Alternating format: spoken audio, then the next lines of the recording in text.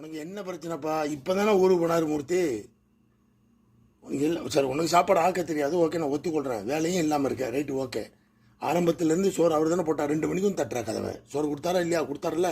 நானும் வாரத்தில் ஒரு நாள் தானே வரேன். இப்போ நீ தானே வந்திருக்கேன். உனக்கு என்ன அவசரம்? நேற்று நைட்டு போய் அந்த அந்த அடுப்பங்கரையில் போயிட்டு நின்று எவன் எண்ணெய் இல்லாமல் அஜினமோட்டோ போட்டிருப்பான், ஆயில் கண்ட ஆயில் எல்லாம் போட்டிருப்பான். நீ அந்த சாப்பாடை சட்டியெல்லாம் திறந்து எடுத்திருக்கிய. அந்த ரூம்காரன் வந்து யாரா நைட்டில் வந்து களை எடுக்கிறான்னு பார்த்து சத்தம் விட்டான்ல. இது தேவையா உனக்கு?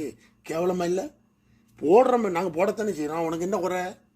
உனக்கு என்ன குறை? காசு கொடுத்து வெளியே வாங்கிட்டு வந்து உனக்கு எல்லாம் கொடுக்குறேன். சாப்பாடு என்னென்ன சாப்பாடு? கோழி காலி சூப்பு, கோழி ஈரல் எல்லாமே கொடுக்குறேனே.